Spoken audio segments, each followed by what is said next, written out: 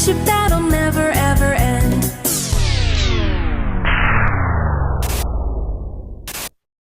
Run!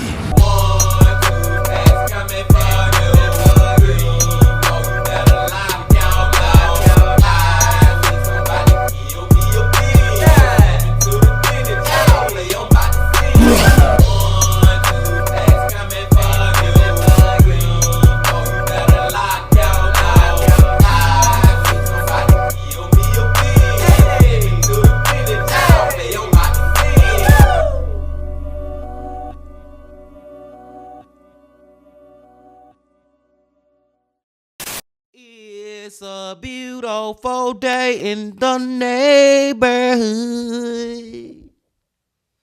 Reaction Beanie Yo 763. Tighten that neighborhood, my brothers and sisters.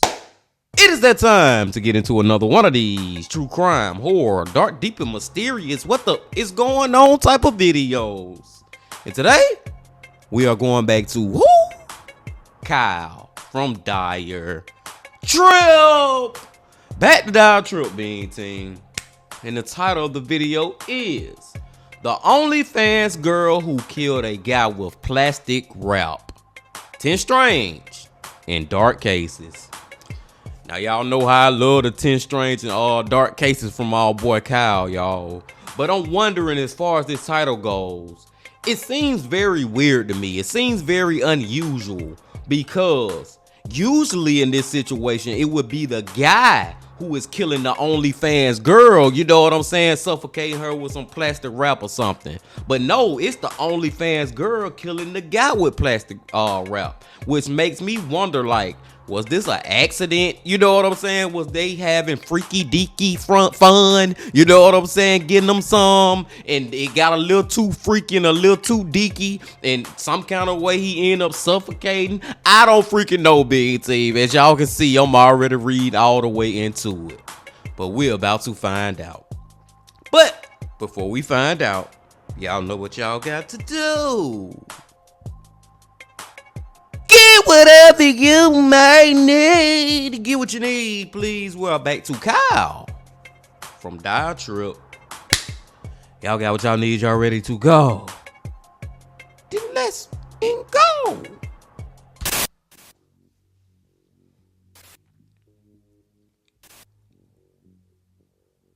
Alright everybody, you know what time it is. It's time for another Strange and Dark Cases compilation video. This is where I take a lot of cases that are really too short to be their own video, but are definitely worth talking about, and compile them all into one longer video. And with that out of the way, let's get started. Get whatever you may need.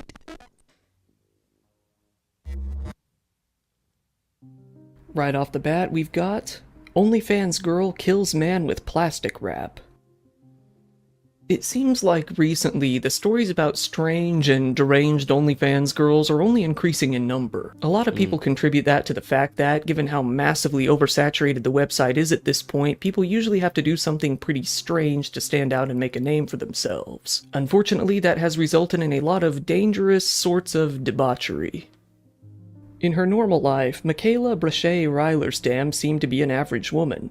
After marrying her husband Brandon, the two went on to have 3 kids. However, little did anyone know, she wasn't such a clean-cut mom behind the scenes. She both owned a stripper agency and operated an OnlyFans page along with her husband. On this page, she went by the name of Ashley Sincal. That's Ashley with 2 S's so that it looks like the word ass, by the way. While it isn't known how much money she made exactly, it seems that she and Brandon were making a pretty good chunk of change from this endeavor. Not only content to sell nudes, Michaela decided to branch out and start providing men with some good old BDSM entertainment in person as well. Signing up on a full-fledged escort website in addition to OnlyFans, she quickly got some requests. She would usually record these encounters and use them as content for her page afterwards.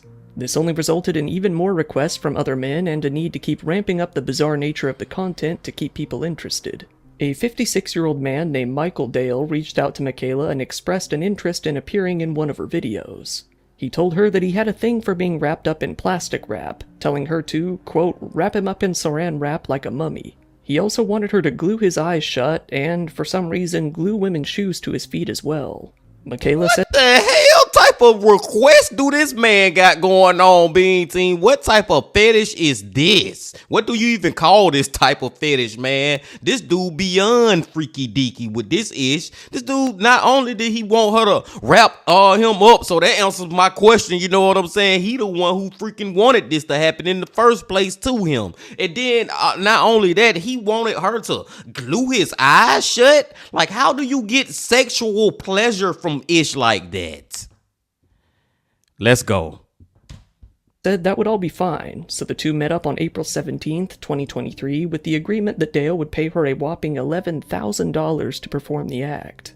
Michaela started out by doing exactly what Dale wanted. She wrapped him up real good, glued some shoes to his feet, and then glued his eyes shut too. The thing is, she went overboard. She started doing things that Dale did not request without asking him first. After the man was wrapped up and couldn't move, she decided to place a plastic bag over his head and secure it with duct tape for a whole 8 minutes. What the Dale became fuck? unresponsive. Despite noticing this, Michaela didn't care. Instead, she hovered over him and pleasured herself on camera in order to upload to her Onlyfans page. Only then did she think that she should probably try to revive him. After failing in that regard, she finally called 911, saying that a man had passed out in her house. When the police arrived, they found Michaela trying to perform CPR on him. She told the police officers that she didn't know what had happened, specifically saying that nothing had been placed over his head. She didn't seem to consider the fact that she had just recorded herself doing the very thing she denied. The police found the footage very quickly while going over the scene. They said that Dale was very clearly struggling to breathe for the whole 8 minutes before passing out at some point along the way. Dale was rushed to the hospital, but it was already too late. He was pronounced brain dead the following day.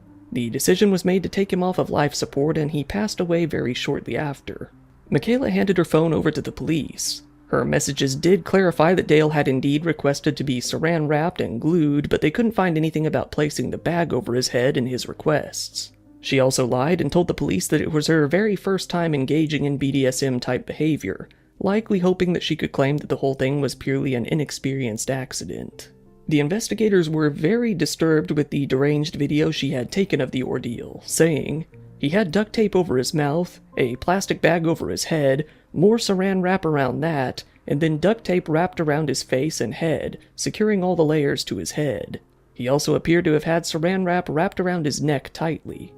I mean, what the freak do you think was gonna happen? Like, that's why I feel like, man, this lady need to be locked up, not for manslaughter or second degree. Like, this is first degree murder to me, man. Like, you got him wrapped up all everywhere, then you adding a cherry on top, a plastic bag on top of all this wrap that's already wrapping him up. You know what I'm saying, man? Like, you know this man is gonna suffocate the freaking death.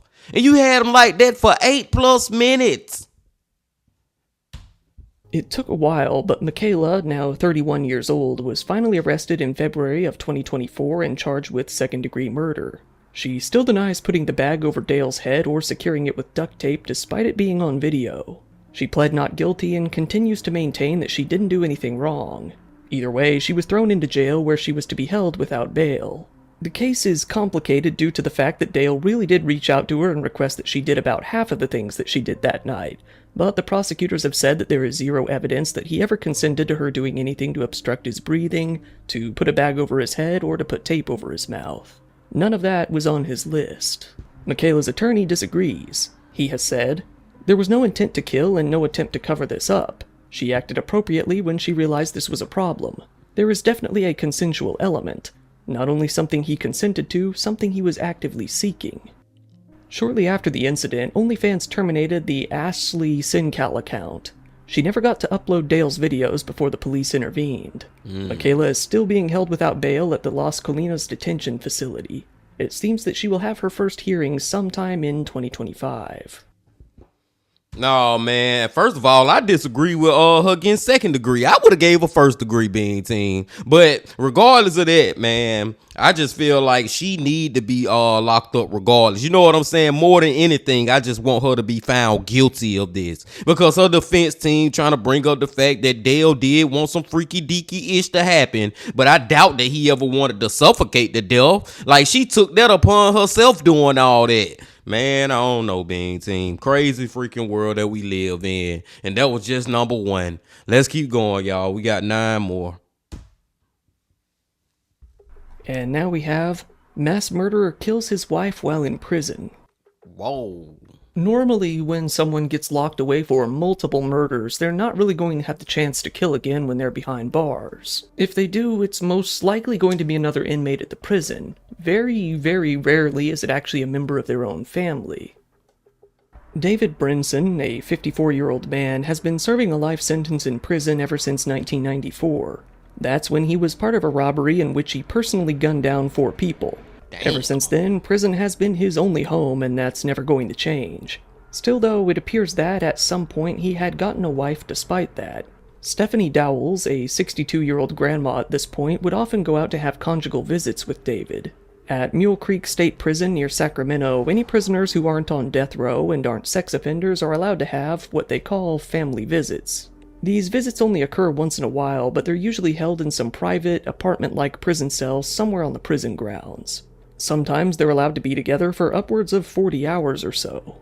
While this seems like something a murderer should never be allowed to receive, David apparently didn't treat the opportunity with much respect. Stephanie was there one night during an unsupervised overnight visit with David. It isn't known exactly what happened, but it's believed that David lost his cool and strangled her there. He told prison faculty that he found his wife like that after she must have fainted during her visit. A subsequent investigation showed clear signs of strangulation, though. Stephanie's 2 kids are bewildered. They've been left asking who in their right mind would have left a 4-time convicted murderer alone with their mom in prison. Her son has said, "How could they just let this happen? I just don't get it." Given the history that this guy has, we kind of wanted to know how is it even possible for them to be unsupervised. My mom was just left alone, and she called for help, I'm sure, and there's nothing she could do. Like, to me, y'all, this is just a whole, like, just ridiculous situation. Like, first of all, this is my first time ever hearing about that in prison. Inmates can have special time with their significant others or partners or whatever in these, like, makeshift apartments where they can be all alone and ish. Like, this is my first time ever hearing this. And after I'm hearing it, and then what we hearing in this story, it just proves and just shows that this ish shouldn't exist. Long story short, story long. If you a freaking murderer, and I don't know if this sound harsh or not, but to me, if you a freaking murderer, you should never be able to have the privilege again to be alone with your girlfriend in a makeshift apartment or whatever. You know what I'm saying? Like, this shouldn't exist. This should never freaking exist. I didn't even know this was going on in some prisons. They need to stop it. Long story short, short story long. Stephanie's daughter-in-law has said that Stephanie had been pushing David to be a better person despite his past. She said they would read the Bible together. He was in school in there because she was pushing him to try to be this better person. A spokesperson for the prison has said, family visits are a privilege, and incarcerated persons must apply and meet strict eligibility criteria to be approved. Only those who demonstrate sustained good behavior and meet specific program requirements are considered. These visits are designed to support positive family connections and successful rehabilitation. For now, the police are hoping to continue their investigation and make for an airtight case before they officially charge David, but they don't seem to have any doubt in their minds that he killed her.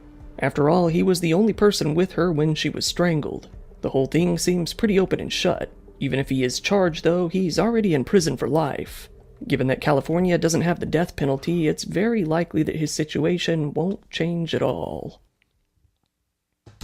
And rest in peace to that lady too, y'all. But it's also crazy that he killed 4 people way back in 1993, right? And after all those years of being behind bars, he still was a freaking murderer. Once a murderer, always a murderer. In some cases, you know what I'm saying? I'm not gonna say that's always the case, but for him, he just showed that, hey, I get around somebody and I'm by myself and I can take their life. I ain't learned nothing all these freaking years I've been in prison. I'm ready to kill again. Sad situation, man. They need to get rid of that whole apartment, family visit, all that. No, they need to get rid of that in them prisons all around the world. And this one is Grandma mauled by pit bulls on cocaine. 2 dogs, Echo and Apollo, were no strangers to partaking in a bit of coke from time to time. In fact, just a few weeks before today's story, they had ingested quite a bit. This led to some ruckus, which kind of goes without saying, and the condominium they lived in ordered the dog's owner, Adam Withers, to get rid of them. However, Adam didn't get rid of the dogs. He ignored the whole thing entirely. In fact, he even taunted the landlord by posting an image to Facebook of a pit bull that read, "Humans are the problem." Adam and his mother Susan that he lived with were indeed problems, and they weren't at all ashamed of it. Another woman living in the condos, 73-year-old Joanne Eckelbager, was gardening outside one day in October when Echo and Apollo were let out of the house, allowed by Adam and Susan to roam freely around the complex whenever they pleased. That day, the two dogs had once again gotten into some of Adam's cocaine before being let out. The two dogs attacked Joanne, mauling her for several minutes as she screamed for help until she finally passed away. Her husband, Stanley, who is confined to a wheelchair and suffers from dementia, was left with no option but to look on in horror as the attack happened. The police were called, but it was already far too late to save Joanne. The cops tried to get them off of her, leading to the dogs attacking them as well. Even when the police shot the dogs, they continued their cocaine-fueled attack on the police until they finally couldn't any longer. Knowing the history of the dogs, they were taken in to be examined. It was proven that, once again, they had been high on cocaine at the time of the attack. Both of the owners, Adam and his mother Susan, were arrested on charges of involuntary manslaughter and taken in. They changed their minds very quickly about the whole humans are the problem thing and began to blame the dogs entirely, saying that this was completely out of their control. Joanne's family did not feel the same, with her son saying, "How do you not look at them as a villain responsible for killing your mom?" Yes. Her family has decided to sue both Adam and Susan, as well as the condominium association and the local dog warden, accusing them of severe negligence even after numerous complaints and red flags had been raised in the past, both about the dogs and about Adam himself. They were able to include police body cam footage both of this incident and the previous incident in which the dogs were high on coke. The police themselves were frustrated that the dog warden had refused to respond to any of this. The wrongful death suit is seeking damages of what has only been called over $25,000 along with punitive damages. The family's attorney said, "We are looking for justice. The authorities had a responsibility to take those dogs out of there." Adam was tried and convicted on charges of involuntary manslaughter. His mother, Susan, was also found guilty on the same charge. It took the jury only a couple of hours to come to that conclusion. It seems that their sentencing will take place at a later date. Good, man. They both was found guilty, y'all. Like, they need to be held accountable for for what they dogs was doing. And the major thing about that one is there is no way that the dogs just was accidentally getting into the cocaine stash. No, you was literally getting your dogs high off cocaine and then let them run outside all cocained up. You know what I'm saying, man? Like, I believe they was doing that ish intentionally with them dogs, y'all. And them dogs end up killing that man. And then just think about how out of their mind those dogs had to be. Because Kyle said even when the police started shooting the dogs, they still was trying to attack. Like, they was just out of their mind. I'm not blaming the dogs. I'm blaming the freaking owners, man. They are the reason that that lady lost her life. Rest in peace to her. Let's go to the next one. This has been crazy, being team. Like, just weird, crazy. What the is going on type of stories. And, oh boy. Teacher asked students to gangbang her in scream masks.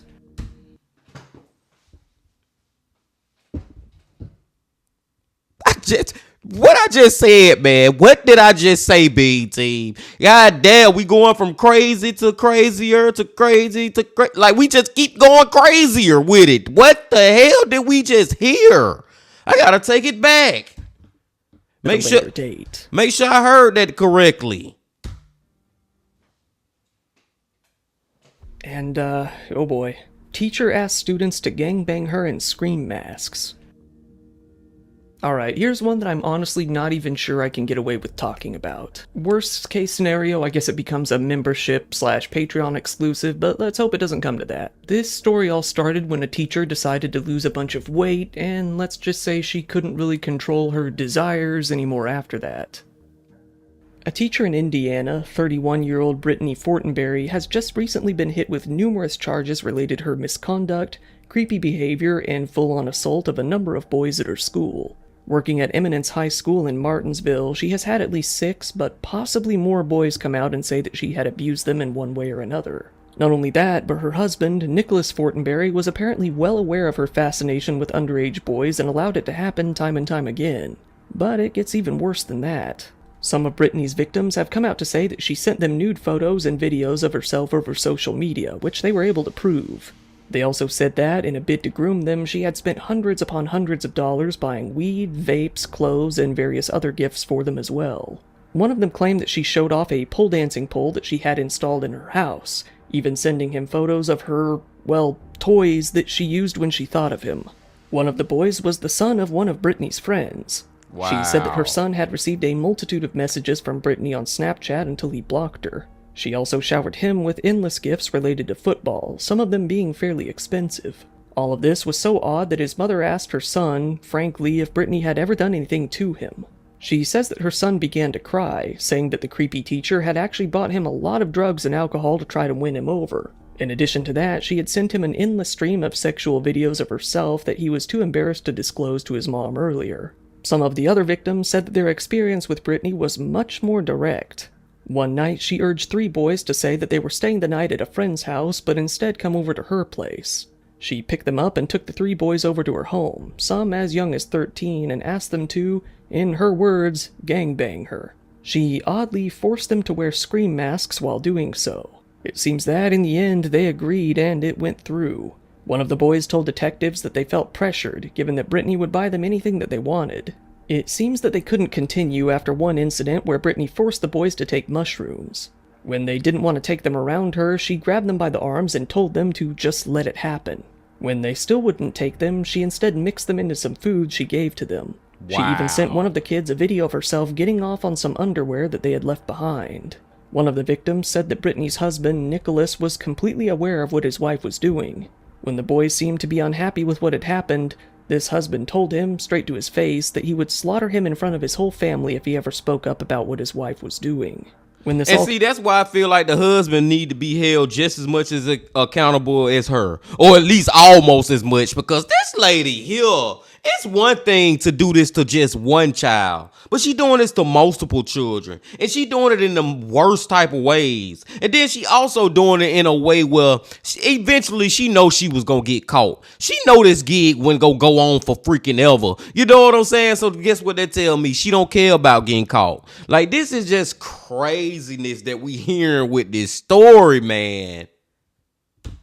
Came out, Brittany was very swiftly arrested and hit with a large number of charges. After it has come to light that she had forced herself on at least 10 different boys, she's been hit with 10 counts of child molestation, 9 counts of dissemination of matter harmful to minors, 6 counts of contributing to the delinquency of a minor, and 4 counts of sexual misconduct with a minor. Her husband, Nicholas, was charged with intimidation and failure to report a crime. It goes without saying that Brittany was immediately let go from her job as soon as all of this came out. After her arrest, Brittany broke down and told the cops that none of this would have happened if she were still fat. She said that, after losing 150 pounds, she got far too overconfident in acting on her desires. As of the making of this video, the case against Brittany is actually still developing as more and more students continue to speak out and more charges are piled on. With the sheer amount of developments happening every week, it's likely that her trial won't come around for quite some time. Whenever it does, there's an absolute mountain of evidence against her. And that's a trash ass excuse to say why you was doing this ish, because you lost freaking 100 pounds. Now you feel like you attractive, and now you want to be attractive to little boys. Like, I don't even understand what the freak she really trying to say. Like, this lady is freaking crazy, man. It's like one of those ones where when she was doing it so much with and to so many kids, so it's almost one of those ones where you feel like she had been thinking about this long before she even started to do it. Maybe she got some ish that she did that we don't even know about before she even became a damn teacher at this school. I'm just saying. After that, why not get into South Korean tourist poses as American high schooler to meet kids. Hey, while we're on the subject of schools, why not get in this one too? This is definitely one of the most purely weird stories on this list. In fact, one of the reasons that it's so weird is because the police and other people aren't really even sure if it's a crime or not. But then again, if it isn't a crime, then they don't really know what to label it.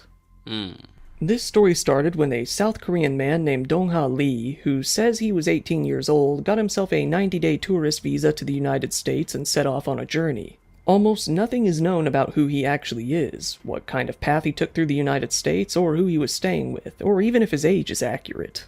What we do know are the incidents that took place after his arrival in Georgia. Dong-ha made his way out to Gwinnett County, Georgia, part of the Atlanta metropolitan area. On Friday, February 28, 2025, someone dropped him off at Seckinger High School. There, he entered into the building through one of the side doors, avoiding the main entrance. Someone, it's unclear who, led him inside. He wandered around the building pretty aimlessly, seemingly looking around for something. This was when a staff member confronted him. Having no clue who this clearly foreign man was or why he was in the building, he was taken to see the school administrator. When talking with the administrator, it was found that Dong-ha had been messaging at least one of the students there on Instagram and had been trying to get this student to leave class and come meet up with him. The school resource officers gave him a warning for criminal trespass and kicked him out. Dong-ha then left in an Uber, but it wouldn't be his last time coming out to the school. He continued to communicate with some of the students from the school. Eventually, he convinced a few of them to meet up with him at the mall. There, he bought them some expensive gifts like high-end perfumes and cologne. He even offered to straight up give them some cash if they wanted it. When school staff heard of this, they sent a warning out to parents, asking them to report if this guy had been meeting up with any other kids. Dong-ha made his way back out to the school on Monday, March 4th. He very oddly went up to school staff and tried to enroll himself in the school. They, bewildered, turned him away due to his age and not having citizenship or even temporary residency within the United States. After all of these bizarre occurrences, the local news began to report on the mysterious Korean man who was trying to make his way into the school system. Dong-ha, angry at the coverage, actually decided to call the police himself. He said that he was being threatened due to the coverage of the incidents. Rather than the cops coming out to help him, though, they instead issued him one more warning not to attend any schools in the area again. The next day, the local news actually found out how to contact Dong-ha and had a very weird phone conversation with him. He lied numerous times during the call, for example, saying that he was staying at a hotel when he was actually staying at someone's house, and saying that he had been given permission to enter the school. His biggest lie was saying that he had met the kids he talked to on a previous trip when they came out to Korea, somewhere those students had never been. Strangely, the news crew also noticed that his phone number was registered to a California area code. Why are you meeting up with these individuals through Instagram and going and buying them things? Just I wanted to make friends. But Motherfucker, make friends with people your own damn age. Have you thought about that one? Buford and Seckinger High School? I met some students who are going to Seckinger High School. I met them in Korea when they visited to Seoul. Firstly, I didn't do anything illegal in here. Second, in Seckinger High School, they gave me visitor sticker, yellow one, visitor sticker with my name and entry date and purpose. They gave me visitor sticker, so I didn't do anything illegal. Why? School. Why are you doing this? For a meeting. Why? For a meeting. For registration. And how old are you? 18. Because Hall County said your age did not match what you were telling them. Oh, I was born in 2006. Yeah, Very shortly after this phone call, the police actually paid Dong-ha another visit. They came out to the home where he was staying on Laurelwood Trail and Flowery Branch. It seems that he was still messaging the students. He was booked into the Hall County Jail. He was then put on an immigration hold. Dong-ha Lee was charged with failure of unauthorized person to check in at designated location due to his entering of the school. It's unknown if he will see any time for this. He still remains in the Hall County Jail as of the making of this video. I just feel like he one of those ones, y'all, where he maybe not going to see any significant jail time for what he did, but I feel like it's this a bad situation that's gonna lead to an even worse situation in the future. You know what I'm saying? Like I wish we could just lock them up or keep our eye on them, throw them in the crazy house, whatever we got to do, being team, because I do feel like one day he gonna do something to a little high school or maybe even younger little girl out there, and we all gonna be sitting back like, damn, man, I wish that they would have locked them up when they could. But I don't even know how illegal what he was doing was, but all I know is it was fucking some dumbass shit. Long story short story long, some evil, nonsensical, like, bro, be around people your age as you know what. Let's go. Here's a controversial one. Anti-Elon activist sets himself on fire with Molotov cocktails. There has been a whole lot of controversy going on with Elon Musk recently, and regardless of how you feel about him, you can't deny that it has resulted in some pretty chaotic antics. You've got graffiti, vandalism, and even people taking shots at each other. This case, however, is one of the weirder ones to fit into that list. A 24-year-old man named Daniel Clark Pounder was working as a mechanic in South Carolina when he developed a strong, passionate hatred for Elon Musk. He decided that he would take it upon himself to engage in a bit of Tesla violence, as many others have been doing. On March 7th, 2025, he pulled his Chrysler van into a parking lot where some electric car chargers were. He began to make some graffiti, scrawling "Fuck Trump" and "Long live the Ukraine" onto the parking lot before starting his mission. This wouldn't be his first time getting into some trouble involving cars, having previously been arrested on DUI charges, for driving with open containers of alcohol, and for driving without insurance. This, however, would be the first time that his crime would be related to damaging cars. He walked towards the car chargers in a mask, wearing some bright blue gloves and carrying a 6-pack of glass bottles. He then lit the bottles, which turned out to be Molotov cocktails, and threw them towards the Tesla brand chargers. He threw 5 of the bottles without issue. The 6th, though, wouldn't go off without a hitch. It seems that, due to the dropping of some of the flammable liquid during his backswing, he ended up catching his own back on fire and dropping the bottle. One of the only witnesses said that this is what prompted Daniel to finally flee the scene. It's unclear how extensive his injuries were, but he did manage to put the fire out. He hopped back into his van and quickly sped off. The police issued a public appeal to help find him, and it doesn't seem that it took very long. On March 13th, they found him for some reason still with the burned clothing in his van. They even found what appeared to be some sort of political manifesto that he had been writing, most of which were ramblings centered around Elon Musk's Department of Government Efficiency. They found one more 3-page manifesto inside a notebook in his apartment. The U.S. Attorney, Brooke B. Andrews, said of the case, "While we will defend the public's right to peaceful protest, we will not hesitate to act when protest crosses the line into violence and mayhem. These kinds of attacks have no place in our community. We must remain united in our commitment to safety and respect for all, regardless of political differences." Daniel Clark Pounder was arraigned in court. It was publicized that he's facing a long 20 years in prison. It seems that he was hit with a charge of arson of property and interstate commerce. The attorneys read a letter that Daniel had written in which he claimed that Luigi Mangione, the United Healthcare CEO assassin, as a major influence. Daniel said that, although his actions were indeed those of extremism, he hoped that he, like Luigi, would inspire others to engage in non-violent protest. A magistrate granted Daniel pretrial release, saying that it was granted due to his history of mental illness and a lack of prior violent record. She pressured Daniel's family to get him some help and make sure that he actually takes his meds, implying that he was willingly neglecting to take them leading up to the incident. Right now, Daniel is under house arrest, forced to live with his mom while she makes sure he treats his bipolar disorder. And the major thing that stuck out to me with that one, y'all, is the amount of time that he can face in prison for that ish.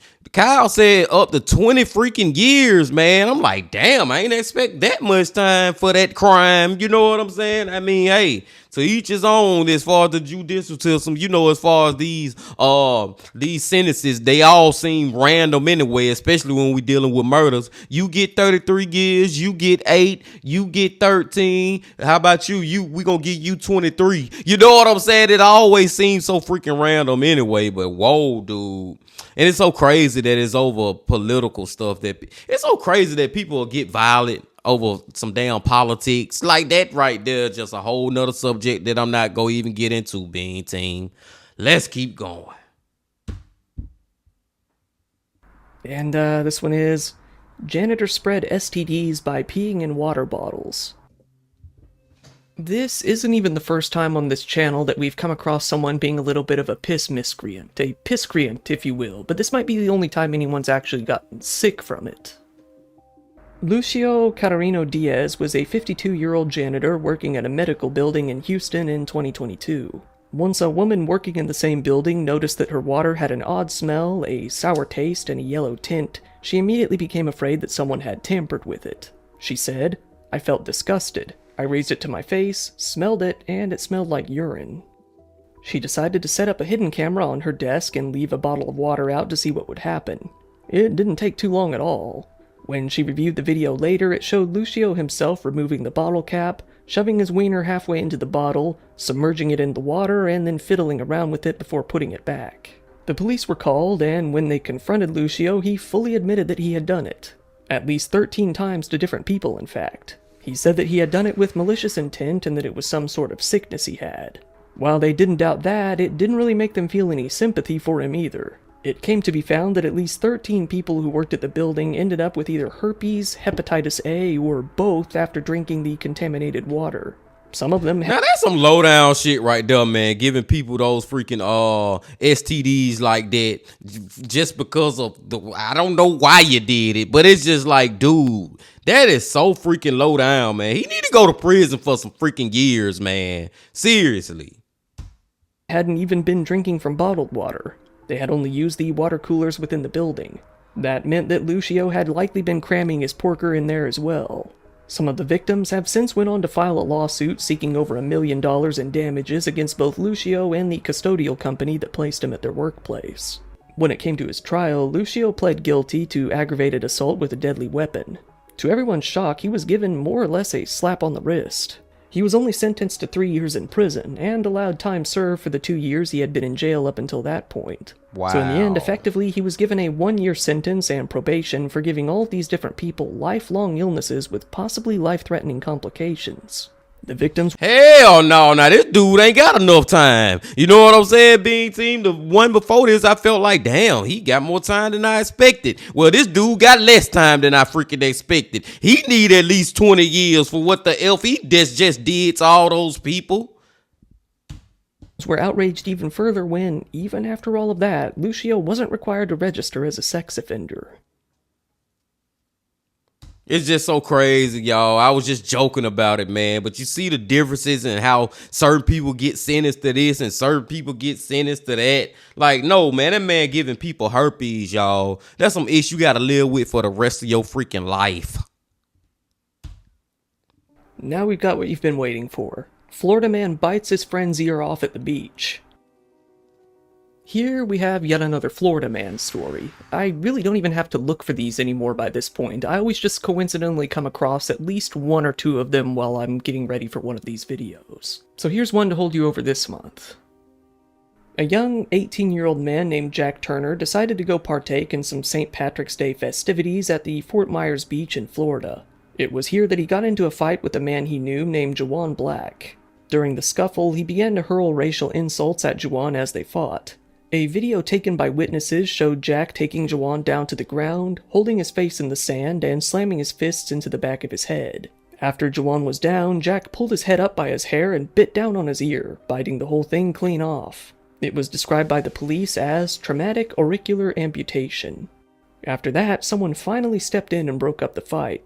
The police were called, and the witness who recorded the whole thing sent a copy of the video to them, leaving very little doubt as to what had happened. Juwan was taken to a local hospital to patch up his ear hole, while Jack was sent to the Lee County Jail. He's been charged with felony battery. The Lee County Sheriff said in a statement, "Sheriff Carmine Marchino has zero tolerance for violence of any kind.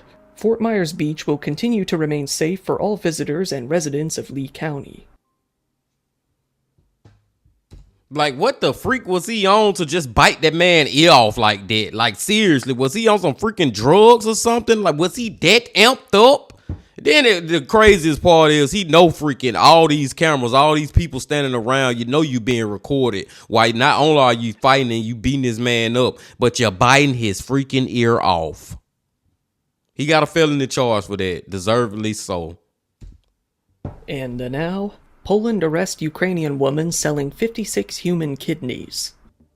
A Ukrainian woman had been discovered to be part of an international organ harvesting criminal organization, having been collecting human organs and tissues from people against their will from 2017 to 2019. She had been found to have illegally obtained kidneys harvested from people from all over the world, like in Kazakhstan, Armenia, Azerbaijan, Ukraine, Kyrgyzstan, Tajikistan, Uzbekistan, and Thailand. It seemed that she had been at it for quite a long time, making it her main and only source of income. After being caught with 56 human kidneys on her person, she was convicted for her crimes, but by unknown methods she avoided serving her 12-year prison sentence. She made a break for it, escaping from the justice system and going on the run. She had been wanted by Interpol ever since November of 2020. Interpol had issued a red notice on her, urging global law enforcement to arrest her and extradite her so that she could finally end up in prison. Well, it would be Polish border guards that would finally come across the woman in 2025. The now 35-year-old woman, only being known as Ksenia P. due to Poland's privacy laws, was detained at a railroad crossing between Poland and Ukraine. Once they looked into her, they saw the Interpol notice and found out exactly who she was. It seemed that her time on the run is now all over, and she's facing extradition to Kazakhstan to serve out her prison term and possibly end up with more years added on after her previous flight.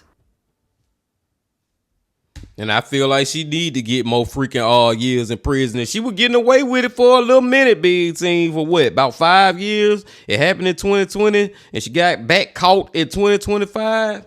Yeah, that's a crazy one too, man. I just don't understand some of these people and what the freak they be having going on.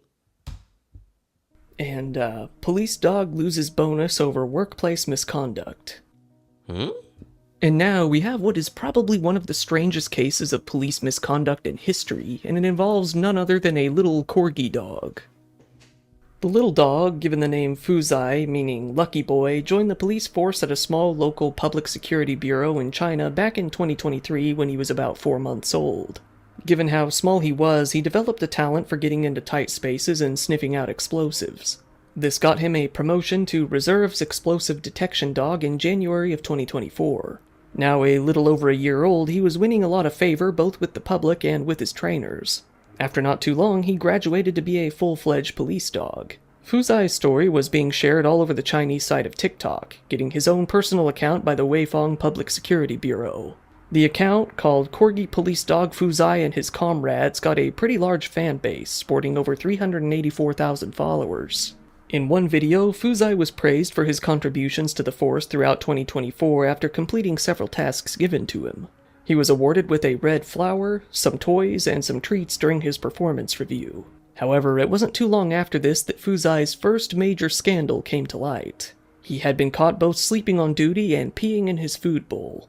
As a result, he was charged with workplace misconduct and had his end-of-the-year bonus revoked. On camera, the treats and toys were confiscated while he was allowed to keep the red flower. In the video, an officer said, "Hope you make more persistent efforts in the future." The video quickly gained hundreds of comments. Many demanded that his bonus be returned to him and his record scrubbed clean. One commenter wrote, "He peed in his own food bowl, not in his boss's. Return his bonus immediately." Like, is this like a joke? Like, is the police just doing this for a viral moment on TikTok? Or, you know, this some TikTok social media type of ish? Or are they really, like, seriously taking this dog serious like he a freaking human and punishing him and taking things away from him because they feel like he have done some bad things? I don't like, are they being serious or is this just a joke and people in the comment section just going along with the joke? I don't know. Eventually another post was made, showing that Fuzai had been made whole in the end. To celebrate Chinese New Year, he was given a gift box including some Pacific herring, pumpkin soup, rabbit meatballs, dumplings, and a dish called Buddha's Temptation, a Chinese delicacy it seems. As of the making of this video, Fuzai has not peed on any of that food.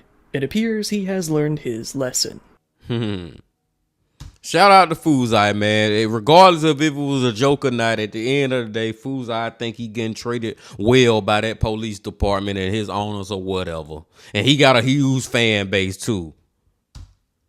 Once again, thank you for watching my video. If you found it interesting, please give it a like, it really helps me out in the algorithm, and feel free to subscribe if you want to see more content like this. Recently, Yeah, Bean Team, that's the end, my friends. Oh my God, y'all. Like, we was here, there, and everywhere on this freaking video. So many different strange and dark cases. You know what I'm saying? You had a little bit of every freaking thing. And I'm not finna go back through all of them, y'all. I'm not finna do it, man. I feel like we have been here long enough. I'll just look back real quick and just say one that just stood out to me. Well, okay, the freaking man peeing in the freaking water bottles for whatever reason was just in freaking insane, man. The dude who grown ass man walking through high schools and trying to be friends with little kids is crazy, but it ain't even as crazy as goddamn the one before that with the teacher who having you know what with multiple kids and they wearing screen masks and all that and that. The one with the cocaine dogs, not cocaine bear,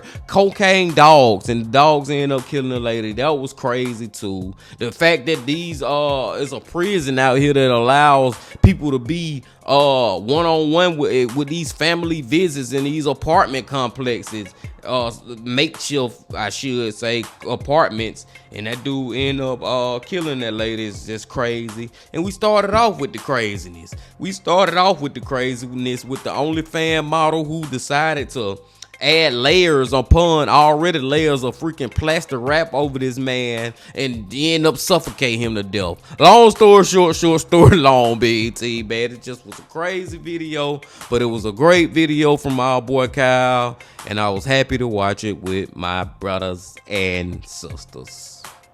And I digress. I'm gonna go and let y'all go now. I appreciate y'all coming on back as always. And before you leave, just please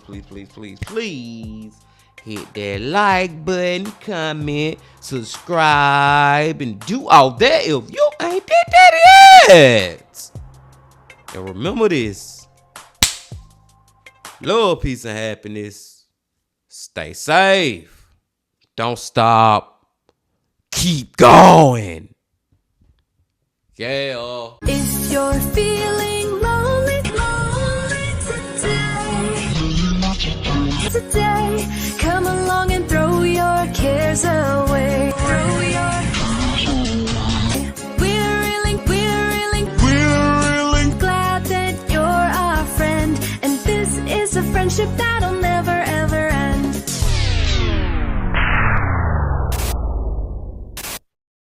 Run!